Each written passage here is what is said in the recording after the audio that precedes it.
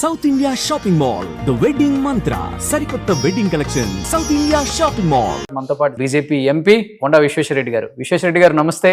నమస్తే. 1.5 year కాంగ్రెస్ రేవంత్ రెడ్డి గారి పరిపాలన అంటే ఏమని చెప్తారు? ఏం చేయవచ్చు, పరిపాలన ఏం చేయరాదు, చేతిలో చెప్ప. రేవంత్ రెడ్డి గారే చెప్పారు కదా, చేసుకుంటలేం, మా దగ్గర పైసలు లేవు. నన్ను కోసినా కూడా 18,500 కోట్ల రూపాయల కంటే ఎక్కువ ఆదాయం లేదు. ఏం చేస్తారు ఆయన? నిజం మాట్లాడింది. కానీ ఇప్పుడు అనిపించింది విశ్వేశ్వరరెడ్డి గారు మేబీ కాంగ్రెస్ లో ఉండుంటే ఈ రోజు మంత్రి అయ్యేవాడిని, నేను స్టేట్ లో బయటకు వచ్చేసాను. లేను, ఇప్పుడు ఎన్నో చూస్తున్నారు ఏం చేస్తుందో కాంగ్రెస్ పార్టీ. ఆయనకి ఏంటంటే మెయిన్ మోడీ ఓడిపోవాలి, భారతదేశం ఓడిపోవాలని ఆయన ప్రచారం. బిజినెస్ నడిపినట్టు దేశాన్ని నడుపుతున్నాడు.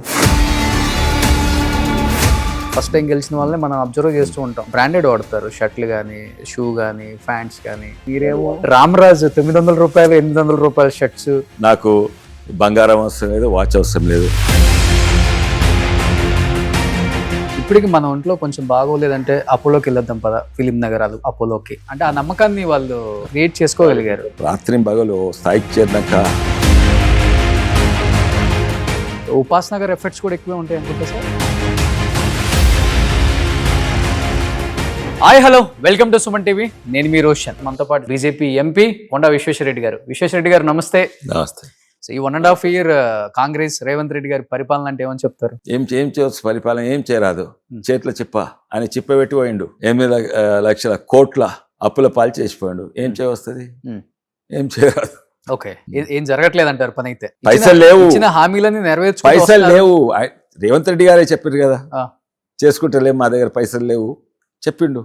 నిజం మాట్లాడిండు. కానీ ఇప్పుడు అనిపించింది విశ్వేశ్వరరెడ్డి గారు మేబీ కాంగ్రెస్ లో ఉండుంటే ఈ రోజు మంత్రి అయ్యేవాడిని, నేను స్టేట్ లో.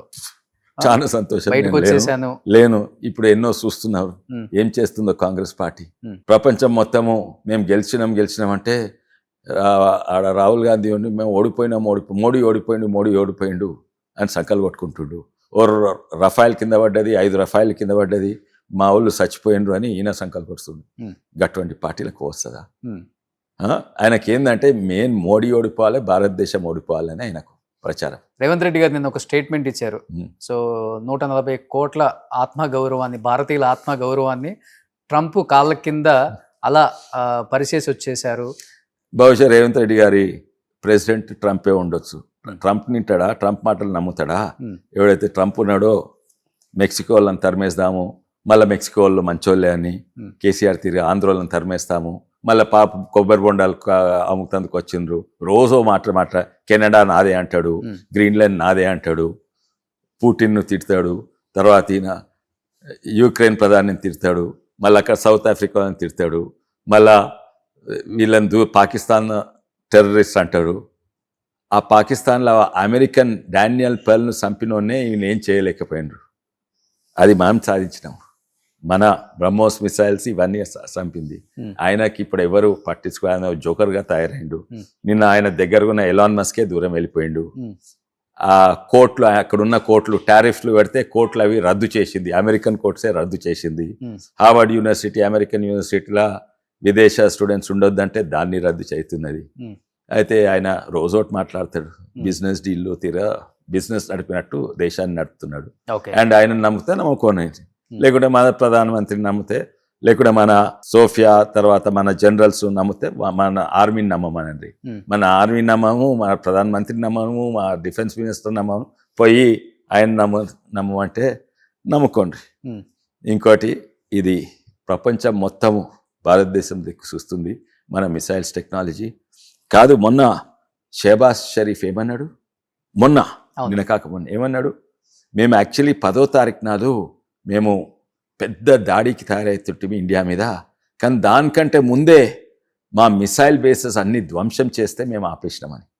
అవును, ఎవరన్నారు? పాకిస్తాన్ ప్రధాని అన్నాడు. ఇప్పుడు మీరు ట్రంప్ను నమ్మదలుచుకుంటే నమ్మండి, మీరు ఇండియా ఓడిపోయింది అని సంకలు కొట్టుకున్నారంటే సంకలు కొట్టుకోండి. ప్రజలందరూ చూస్తున్నారు. కనీసం మీ దగ్గర కొంతమంది మంచి నాయకులు ఉన్నారు, సల్మాన్ ఖుర్షీద్ అన్న, శశి థరూర్ అన్న, లేకుంటే మనీష్ తివారీ అన్న, ఎంతోమంది. వాళ్ళని మీ సొంత పార్టీ వాళ్ళు మనం పొగుడుతుంటే మీ రాహుల్ గాంధీ ఓ చిన్న పిల్లని తీర సంకలు కొట్టుకుంటారు, రఫాయిల్ పడ్డది సంకలు కొట్టుకుంటాడు, మోడీ ఓడిపోయిండు. మొత్తం భారతదేశం చూస్తున్నది. అవును.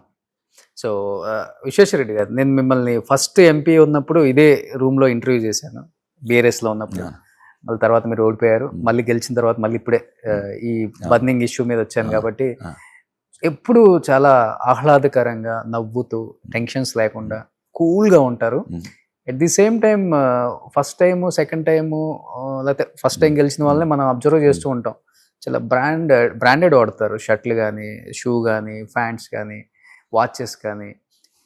నేను వాచ్ పెట్టుకోను. రామరాజు 900 రూపాయలు 800 రూపాయల షర్ట్స్, నేను ఎప్పుడు 1000 రూపాయల షర్ట్స్. యూజువల్గా చెప్పాలంటే గుస్సీ అని, ఎల్వి అని, షూ కూడా. నాకు కూడా షోక్లు ఉన్నాయి. అంటే పత్తాలాడు గుర్రాలు కాదు, లేకుంటే పెద్ద కొత్త కార్లు, వాచ్లు, షూస్లు కాదు, ₹1,00,000 షూస్ కాదు. ఇవి వికారాబాద్ లో చేసిన షూస్. ఓకే. వికారాబాద్ లో చెప్పులు లెదర్, కింద టైర్ రబ్బర్ తోటి ఉంటది. నాకు బంగారం అవసరం లేదు, వాచ్ అవసరం లేదు. నాకు మంచి తిండి తినాలి, ఇంకోటి గుట్టలు ఎక్కాలి, బోటింగ్ పోవాలి. బోట్లు నా దగ్గర ఉన్నాయి. 30 లక్షల రూపాయల బోట్ ఉంది, 30,000 రూపాయల బోట్ ఉంది. తర్వాత నా షోక్లు వేరే, ట్రెక్కింగ్ పోవాలి, మోటార్ సైకిల్ మీద పోవాలి, ఇవన్నీ నా షోక్లు. మీ పిల్లలు కూడా అడగరా, ఎందుకు డాడీ వాళ్ళకి కూడా పెద్ద మీ డ్రెస్లు ఇలా వేసుకుంటారు, కొంచెం బ్రాండెడ్ యూఎస్ నుంచి వాళ్ళు తేవటం గిఫ్ట్లుగా? ఒక్కటి యూఎస్, ఈ ప్యాంట్ ఒక్కటి యూఎస్ కానీ తక్కినాయన్ని ఇండియానే. అసలు ఈ సోకులు ఉండవు. నాకు ఇంత కాస్ట్లీ షర్ట్ వేసుకోవాలి, దావత్లో కొడితే కొంచెం మంచి షర్ట్ వేసుకుంటా, కానీ ఇదే మోస్ట్ కంఫర్టబుల్, పర్ఫెక్ట్ ఫిట్ అవుతుంది నాకు. 42 రామ్రాజ్ పర్ఫెక్ట్ ఫిట్టింగ్. అండ్ ఇదేమో ఐజార్డ్ golf pant perfect fitting. So very cool life, no హడావుడి. నాకు మంచి పెయింటింగ్ ఇష్టము, మంచి మ్యూజిక్ ఇష్టము, మంచి మ్యూజిక్ సిస్టమ్ ఉంది, పెయింటింగ్ ఆ షోక్లు. కానీ ఇవన్నీ షోక్లు ఏంటంటే ఇంకోరికి ధనం చూపెట్టుకుంటాను, నాకు అవసరం లేదు. అంతే కదా. నేను 4 లక్షల రూపాయల బూట్లు వేసుకున్నా, నేను ఈ వాచ్ తొట్టుకున్నా, అరే తారే వాళ్ళే పెన్, అదేంది మాంట్ బ్లాంక్ పెన్ లేదని, నా పెన్ గిది ₹2 పెన్. అవును, ఎంత మంచిగా రాస్తుంది అది. మాంట్ బ్లాంక్ ఎంత మంచిగా రాస్తుంది, ఇది కూడా అంత మంచిగా రాస్తుంది. సూపర్. ఇవన్నీ ధనం షో ఆఫ్ చేసుకుంటుంది. కార్లు కూడా పెద్ద హడావుడే ఉండదు. కార్లు కూడా నాకున్నాయి, మా కొడుకు మంచిగా ఉన్నాయి. ఆయన ఆటోమొబైల్, మెకానికల్ ఆటోమొబైల్ స్పెషలైజేషన్ చేసిండు. ఆయన ఇంత పెద్ద బిజినెస్ నడుస్తున్నా కూడా ఆయన చిన్న గరాజ్ నడిపిస్తాడు. అప్పుడప్పుడు ఆయన సాటర్డే సండే టైం ఉంటే పాతకాలు కొని దాన్ని రిపేర్ చేసి అమ్ముతాడు. ఆయన గరాజ్ ఉంది, కానీ పెద్ద బిజినెస్ 1000 కోట్ల బిజినెస్ నడుపుతాడు. కానీ ఇది కూడా ఆయన హాబీ. అట్లా మనిషికి హాబీస్ ఉండాలి, డిఫరెంట్ ఇంట్రెస్ట్ ఉండాలి. నాకు చేపల హాబీ, నా బోటింగ్ హాబీ. ఆ హాబీని కూడా కొన్నిసార్లు రాజకీయాలలో వాడుకుంటా. బోటింగ్ హాబీ అయితే అక్కడ 100 బోట్లు ఇస్తే 100 కుటుంబాలు దాని మీద బతుకుతున్నాయి. అట్లా ఎన్నో. ఇప్పుడు నాకు చేపలు, అక్వేరియం చేపలు ఇష్టం, దాన్ని ఓ బిజినెస్గా వాళ్ళకు. నాకు చెట్లు పెంచేది, గార్డెనింగ్ చాలా ఇష్టం, దాని మీద కూడా కొన్ని ప్రాజెక్ట్స్ చేస్తున్నా. గ్రామీణ ప్రాంతంలో వాళ్ళకు ఆమ్దాని ఎక్కువ వస్తుంది. ఇప్పుడు ప్రత్యేకంగా తింటాను, మష్రూమ్స్ అంటే ఇష్టము. ఇప్పుడు మష్రూమ్స్ ఎక్స్పెరిమెంట్ చేస్తున్నా. అది గిట్ సక్సెస్ అయితే కనీసం 1000 నుంచి 10,000 మంది చేవల ప్రాంతం రైతులకు లాభం అవుతుంది. తర్వాత నేను కొత్త యంత్రాలు చేస్తున్నా, కొన్ని యంత్రాలు రైతులకు లాభం అయ్యేటట్టు చేస్తారు. సంగీత గారికి ఆమె కూడా చాలా బిజీ ఉంటుంది, ఎందుకంటే హాస్పిటల్ నడపాలి, మధ్యరాత్రి కూడా ఫోన్ కాల్స్ వస్తుంటాయి.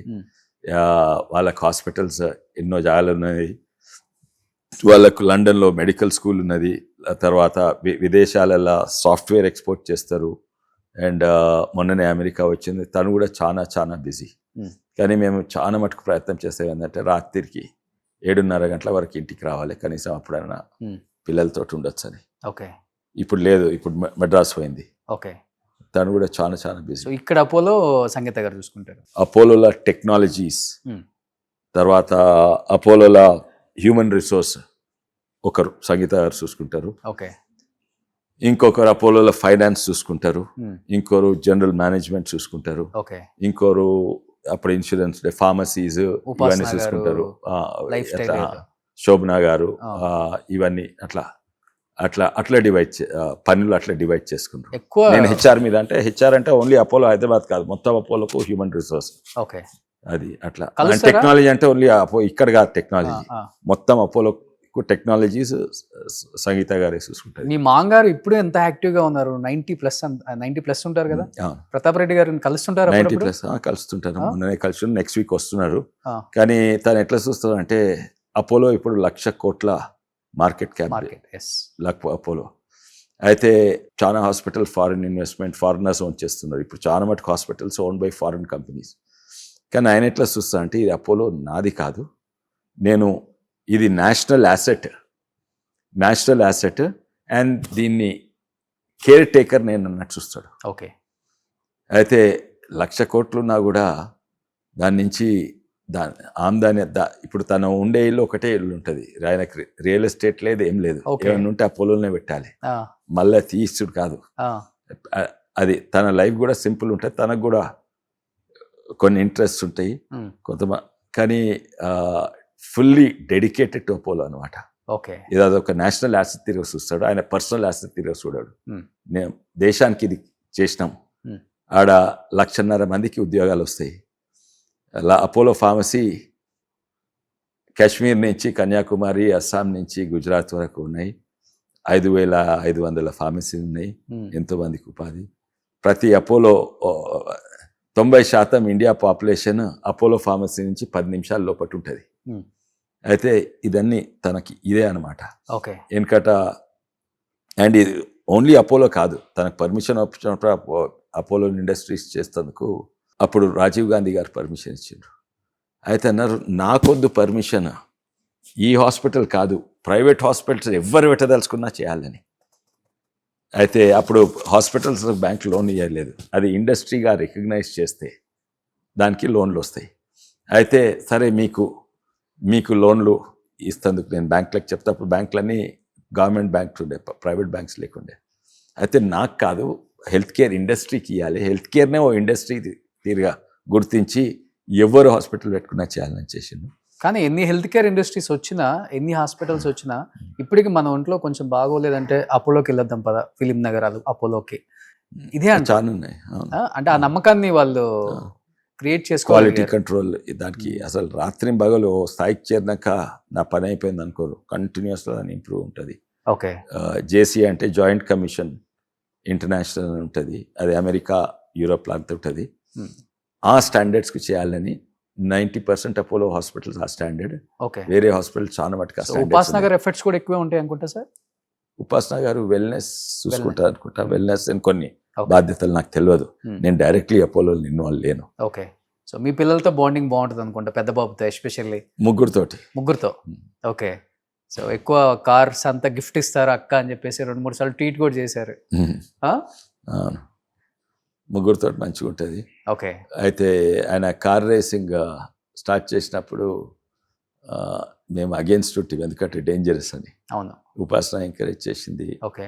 సద్గురు జగ్గి వాసుదేవ్ ఎంకరేజ్ చేసిండు. ఓకే. కార్ రేసింగ్ పిచ్చిన వాళ్ళకు కార్ రేసింగ్ చేయలేకుంటే రోడ్ల మీద కార్ రేసింగ్ చేస్తారు, యాక్సిడెంట్లు అయితే అది ఇంకా డేంజరస్. ఓకే. అని నా కార్ రేసింగ్ పోవాలని మాకు చెప్పి. ఓకే. మీరు ఇంట్రెస్ట్ చూపకపోయినా ఉపాసన గారు ఫస్ట్ కార్ కొనిపించి గో హెడ్ అని చెప్పారు. అది ఛానల్ కిందట. కానీ ఇప్పుడు నాకు తెలిసి మీ బాబు బాగా ఫేమస్ కార్ రేసింగ్ లో, ఇండియాలో నెంబర్ వన్. ఎందుకంటే 2 పెద్ద రేసులు ఉంటాయి, జేకే టైర్స్ ది ఇంకా MRF ది. ఒకటే ఒక వ్యక్తి 2 ఏళ్ళు కంటిన్యూస్ గా 2 గెలిచిండు నెంబర్ 1. ఇప్పటివరకు ఎవరు రాలేదు. అనిందిత్ రెడ్డి. ఎస్, తెలుసు, ఐడియా ఉంది. సో ఓవరాల్ గా ఫ్యామిలీ లైఫ్ ఒక పక్కన మళ్ళీ పొలిటికల్ లైఫ్. ఇప్పుడు రేవంత్ రెడ్డి గారు కూడా 4th సీట్ ఏదో అనౌన్స్ చేశారు మీ నియోజకవర్గంలో, ఎలా ఉంది సార్ అది ఓవరాల్ గా? అయితే మంచిగా ఉంటుంది కానీ ఆ భూస్వీకరణ కొంచెము పాత ప్రభుత్వం తీరా రియల్ ఎస్టేట్ డీల్ కాదు, అండ్ రైతుల దగ్గర 4 లక్షలకి వాళ్ళ ముఖాన కొట్టి భూమి గుంజుకున్నాడు కాదు. అది ఒక్కటి మాత్రం మంచి చేస్తే మంచిగా ఉంటుంది. Okay. So anyhow thank you sir. So me busy షెడ్యూల్లో కొంచెం టైం ఇచ్చారు, and thank you so much. Nice meeting to you. Suman టీవీలో మీ పర్సనల్ అండ్ బిజినెస్ ప్రమోషన్స్ కోసం కింది నెంబర్కి కాంటాక్ట్ చేయండి.